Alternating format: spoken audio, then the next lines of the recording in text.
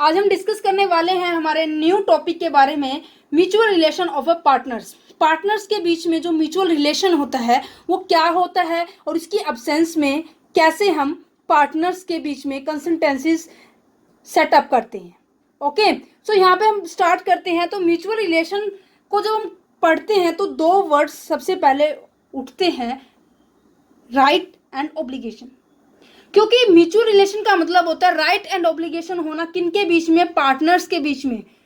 क्यों होते हैं? क्योंकि वो पार्टनर क्या करते हैं, अपने ऑब्जेक्टिव को फुलफिल करने के लिए, मतलब कि अपनी जिम्मेदारियों को फुलफिल करने के लिए अपने राइट्स का प्रॉपर यूज करते हैं। अपने राइट्स के बाउंड्री के अंदर रहकर वो क्या करते हैं, अपनी ड्यूटीज, अपनी ऑब्लिगेशंस को कंप्लीट करते हैं। ऑब्लिगेशन का मतलब होता है बच्चों जिम्मेदारियां, और ड्यूटीज होती है हमारा कर्तव्य। जो भी हमारा कर्तव्य है जिसके तहत हमने अपने फर्म के अंदर हमने एडमिट किया है उसको कंप्लीट करते हैं।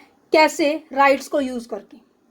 अब हम बात करते हैं बात है इंपॉर्टेंट क्या है, in the absence of a partnership deed. जब पार्टनरशिप डीड अब्सेंस होती है, मतलब कि जब पार्टनरशिप डीड साइलेंट होती है, चुप होती है, तब पार्टनर्स को क्या क्या राइट्स होते हैं हम वो पढ़ने वाले हैं। सो यहाँ पे सबसे पहले बात करते हैं, जब अब्सेंस में होते हैं तो राइट क्या होते हैं पार्टनर्स के राइट आते हैं। सबसे पहले right to take a part in the conduct of a business की हर एक एक्टिविटीज के अंदर क्या करना, पार्टिसिपेट करना। क्या करना? पार्टिसिपेट करना, मतलब कि इसमें हिस्सेदारी लेना हर एक पार्टनर का अधिकार होता है। कब होता है? जब पार्टनरशिप क्या डीड क्या होती है, अब्सेंस में होती है, साइलेंट होती है, चुप होती है। नॉर्मली आपको पता होगा बच्चों कि हर एक पार्टनर तभी पार्टिसिपेट कर सकता है बिजनेस की एक्टिविटीज के अंदर जब वो क्या करता है, मनी को इन्वेस्ट करता है। किसके अंदर? बिजनेस के अंदर। बिजनेस की फुल फॉर्म है बच्चे, ये शॉर्ट एब्रीविएशन से बोलते हैं, ठीक है। तभी हर एक पार्टनर क्या है, पार्टिसिपेट कर सकता है जब उसने कंपनी के अंदर क्या है, मनी को इन्वेस्ट कर रखा हो, ठीक है। But in the absence of the partnership deed each partner has a right to participate to conduct of a business. हर एक पार्टनर को अधिकार है, पार्टिसिपेट कर सकता है कि वो बिजनेस की हर एक एक्टिविटी के अंदर पार्ट ले सकता है। ये जो कौन से सेक्शन के अंदर आता है, सेक्शन 12 और सब सेक्शन ए के अंदर। इनकी ट्रिक बताऊंगी बच्चों, कैसे इनको इजी वे के अंदर लर्न करना है, ठीक है। तो नेक्स्ट पॉइंट की ओर बढ़ते हैं, राइट टू एक्सप्रेस ओपिनियन। अपने ओपिनियन, अपने आइडियाज, अपने थॉट्स, अपने हर एक वोकैबुलरी को क्या कर सकते हैं, एक्सप्रेस कर सकते हैं। क्यों कर सकते हैं बच्चों? मान लो कि मैं आपको एग्जांपल लेती हूँ, ए बी सी डी, ये 4 पार्टनर है बच्चों, ठीक है। ए बी सी डी, ये कुछ अलग सोचता है, बी कुछ अलग सोचते हैं, सी कुछ अलग सोचते हैं, डी कुछ अलग सोचते हैं, और सभी के आइडियाज को मिलाकर एक सॉलिड आइडिया को कन्वर्ट करना इसके अंदर आता है। क्योंकि इन सभी के आइडियाज को मिलाकर एक सॉलिड आइडिया को बनाएंगे तो क्या है, बाय द डिफॉल्ट, मतलब कि ऐसा पॉइंट बन जाए जो प्रॉफिट कर सकता है कंपनी को और साथ में प्रॉफिट कर सकता है पार्टनर्स को। कहते हैं कि express his opinion if the matter is important and likely to affect the policy और प्रॉफिटेबल ऑफ अ बिजनेस। अगर कोई मैटर बहुत ही इंपॉर्टेंट है, लाइकली इफेक्ट करता है पॉलिसी को हमारे बिजनेस की, या फिर बिजनेस को प्रॉफिटेबल प्रोवाइड करता है, तो ये क्या है, अपने एक्सप्रेस ओपिनियन को एक्सप्रेस कर सकते हैं। कंसियस का मतलब होता है अमंग ऑल द पार्टनर, मतलब कि सभी पार्टनर्स की क्या होनी, आम सहमति होनी, सहमति होती है इस आइडियाज को इकट्ठे करने में। ओके, तो यहाँ पे ये जो पॉइंट है, right to express the opinion, section 12 और सब सेक्शन सी के अंदर आता है। तो आपको पता लगेगा पार्टिसिपेट किसका सेक्शन के अंदर कर सकते हैं, 12 और सब सेक्शन ए के अंदर। अपने आइडियाज को बताते कहाँ हैं, पहला स्टेप था हमारे कंपनी के अंदर एंटर करना, पार्टिसिपेट करना। पार्टिसिपेट करने के बाद हमारा सेकेंड पॉइंट आता है उन अपने आइडियाज को देना, ठीक है, अपनी बात मनवाना कंपनी के अंदर, ऐसे ऐसे थॉट्स लेके आना। तो वो सेक्शन किसके अंदर आता है, 12 सब सेक्शन सी के अंदर। Clear this point. नेक्स्ट आता है right to be access of account. ये कहते हैं कि उनको पार्टनर्स को अधिकार होता है कि कंपनी के जितने भी अकाउंट है उन सभी को चेक कर सकते हैं। क्यों कर सकते हैं? क्योंकि सभी ने पार्टनरशिप डीड से पहले मतलब कि एब्सेंस होने से पहले कुछ ना कुछ तो कैपिटल लगाई होगी, 1 लाख, 2 लाख, 3 लाख, जितनी मिनिमम कैपिटल होती है कंपनी के अंदर पार्टनरशिप के अंदर एंटर होने के लिए बच्चों, उतनी तो कैपिटल उन्होंने लगाई होगी। और उस अधिकार से, उस पार्टनरशिप के कारण, पार्टनर होने के कारण बिजनेस के अंदर वो क्या कर सकते हैं, बिजनेस के हर एक अकाउंट को चेक करने की उनके अंदर वो, उनके पास वो क्या होती है, राइट होती है कि उन हर एक पार्टनर क्या कर सकते हैं, each partner has a right to access the account of the firm. हर एक पार्टनर क्या कर सकते हैं, कंपनी के अकाउंट या फिर फर्म के अकाउंट को चला सकता है, देख सकता है, बुकों को जांच पड़ताल कर सकता है। If any need take a copy of any account, किसी को भी कॉपी चाहिए होती है तो वो क्या कर सकता है, उन ट्रांजेक्शन्स में से वो कॉपी ले सकता है। सो उनको वो राइट होते हैं, इसका कोई सेक्शन नहीं है। ओके, नेक्स्ट आता है 4th point, right to share of a profit. Profit को शेयर करने के लिए उनके पास भी राइट होते हैं। आपने +2 क्लास के अंदर पढ़ा होगा, जब पार्टनरशिप डीड एब्सेंस में होती है सो तब क्या करते हैं, पार्टनर्स को क्या है, इक्वल अमाउंट में शेयर्स को डिस्ट्रीब्यूट करने का राइट होते हैं। यहाँ देखिए, absence of the deed so the each partner has a right to share on a profit equally. सभी पार्टनर्स को इक्वली मीन्स कि 1:1:1। अदरवाइज आपको पता होगा जितनी कैपिटल इन्वेस्ट करते हैं, कैपिटल के अकॉर्डिंग क्या है, उन्हें क्या करते हैं, शेयर प्रॉफिट, शेयर के अंदर क्या मिलता है, प्रॉफिट रिसीव होता है बच्चों। जितनी उन्होंने कैपिटल लगाए उतना उन्हें शेयर मिलता है। बट जब एब्सेंस होती है पार्टनरशिप डेट, तब उन्होंने इक्वालिटी मतलब कि प्रॉफिट इक्वल मिलता है। ओके, और ये सेक्शन 13 और सब सेक्शन बी के अंदर आता है बच्चों। यहाँ पे 5th पॉइंट के बारे में बात करते हैं। 5th पॉइंट है हमारा interest on A capital. Capital के ऊपर क्या मिलना, इंटरेस्ट मिलना। ठीक है, ये कहते हैं कि no partner has a right to get a interest. किसी भी पार्टनर्स को इंटरेस्ट को रिसीव करने का अधिकार नहीं होता बच्चों।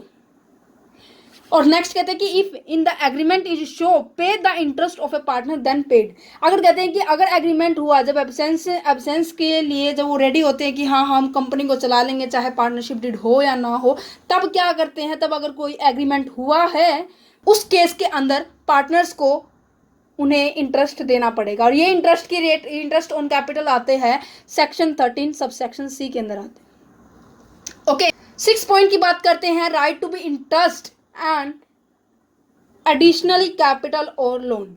आपको पता है, जैसे कि मैंने आपको पीछे बताया है, हर एक कंपनी की कोई भी जब पार्टनर एंटर होता है कंपनी के अंदर, क्या करता है, कंपनी के अंदर जब कोई भी पार्टनर एंटर होता है तब उनके लिए क्या है,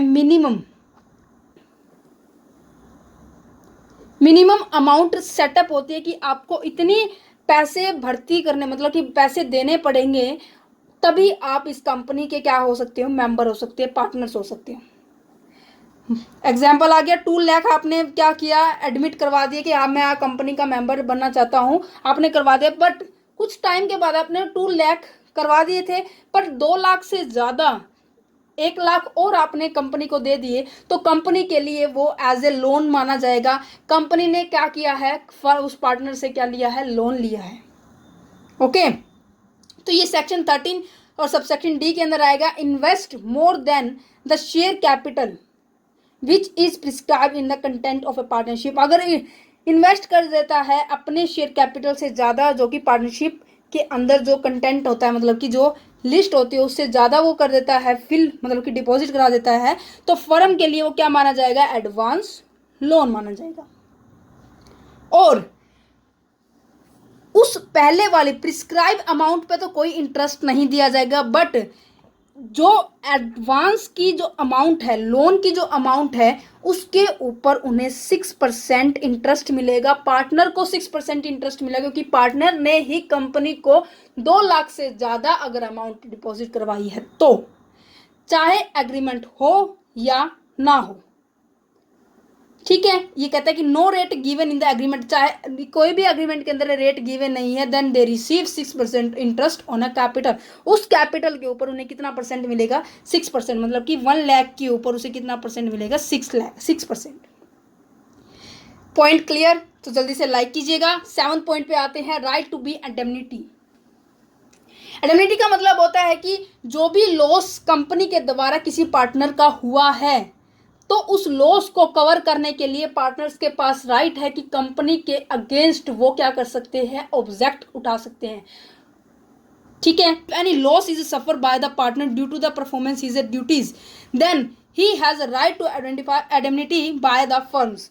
फर्म के द्वारा उसकी जितनी भी नुकसान हुआ है उन नुकसान को रिसीव करने का पार्टनर के पास अधिकार होता है, उनकी ड्यूटी के टाइम जितना भी लॉस हुआ है। ठीक है, मतलब कि पार्टनर के पास पूरा प्रॉफिट है, अगर लॉस हो गया तब भी फर्म देगी, अगर उसने एडवांस पैसे दे दिए तो भी इंटरेस्ट फर्म देगी। ठीक है, और ये सेक्शन आता है 13 और सब सेक्शन आता है ई। कंटिन्यूस चल रहे हैं बच्चे, सेक्शन इंटरेस्ट होने कैपिटल के ऊपर आ रहा था, सेक्शन 13 और सब सेक्शन सी आ रहा था, और right to interest on additional capital और लोन के ऊपर आ रहा है सब सेक्शन 13 और सब सेक्शन डी। अब हम नेक्स्ट बात करते हैं right in the firm property. Firm की प्रॉपर्टी पर पार्टनर्स का क्या अधिकार होता है। तब पार्टनरशिप डीड क्या है, अब्सेंस में है, साइलेंस है, तो क्या करना पड़ता है, सभी पार्टनर अपने आप, मतलब कि मान लो कि मैंने एग्जांपल लिया था ए बी सी डी, ये 4 पार्टनर है, चारों पार्टनर मिलकर ओनरशिप अपने आप चला रहे हैं, मतलब कि ये भी ओनर है, ये भी ओनर है, ये भी और ये भी, मतलब कि चारों ओनर है उस एक फर्म के।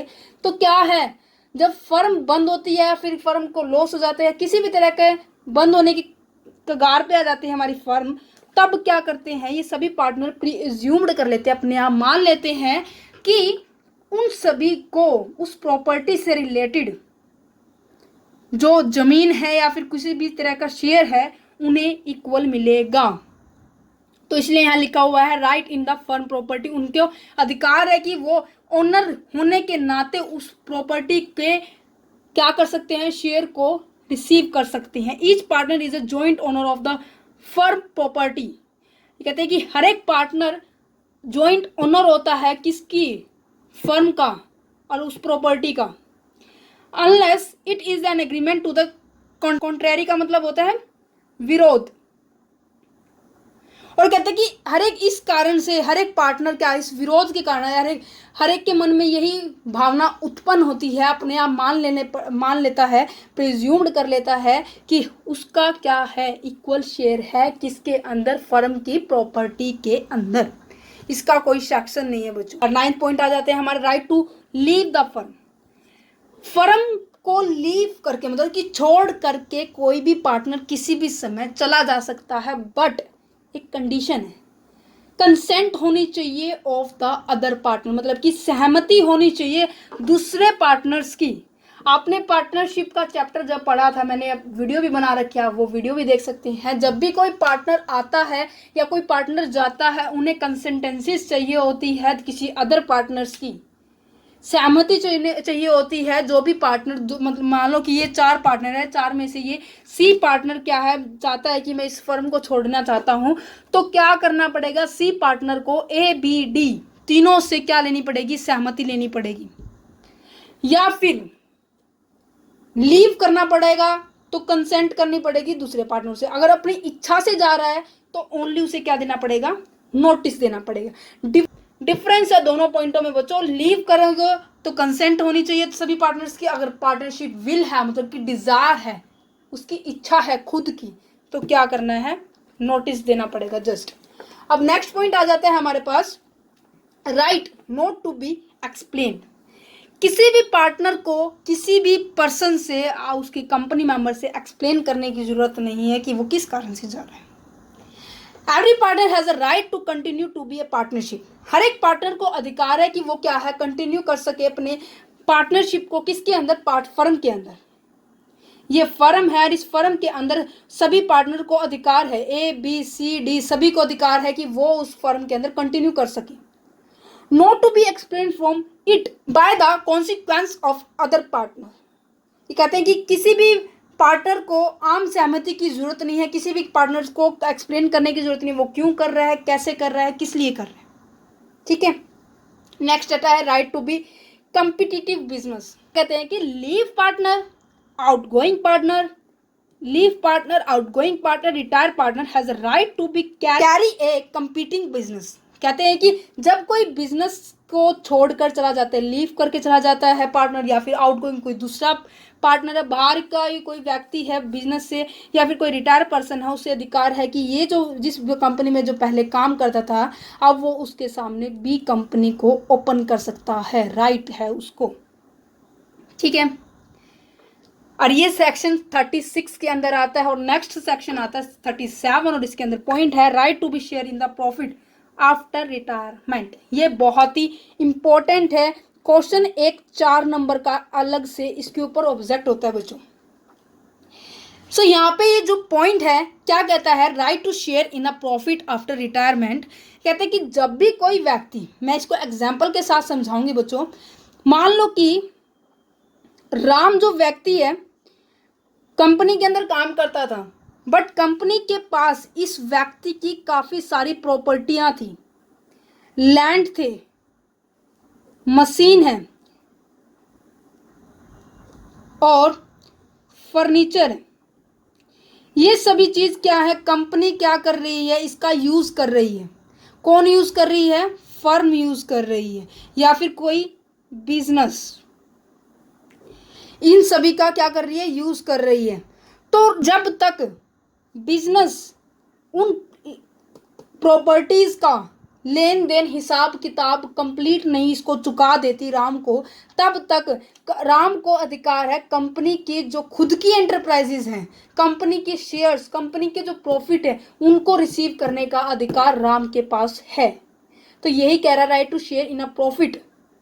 राइट होना किसके ऊपर, शेयर्स, प्रॉफिट, किसकी प्रॉफिट्स, कंपनी और फर्म के प्रॉफिट्स, किसके बाद, आफ्टर रिटायरमेंट, रिटायरमेंट के बाद। When outgoing partner's account is not clear, जब आउटगोइंग पार्टनर्स का अकाउंट क्लियर नहीं है तो फर्म क्या करती है, तो इसका मतलब होता है कि फर्म ने उसकी मनी क्या कर रखी है, उधार ले रखी है, उसकी प्रॉपर्टी यूज कर रही है बिजनेस के अंदर। सो क्या है, देन आउटगोइंग पार्टनर्स के पास अधिकार होता है कि लीगल राइट्स होते हैं, कानूनी अधिकार होता है कि has share in profit, profit के अंदर, शेयर्स के अंदर उनका प्रॉफिट कितना होना चाहिए, इंटरेस्ट ऑन कैपिटल कितना होना चाहिए, 6% होते हैं। तो ये जो वीडियो थी हमारी mutual relation of A partners के बेस पे थी बच्चों, और इस वीडियो के अंदर हमने सभी टॉपिक वही पढ़े हैं जो हमारे एब्सेंस के केस में आते हैं। Thank you for watching this video. Have a nice day.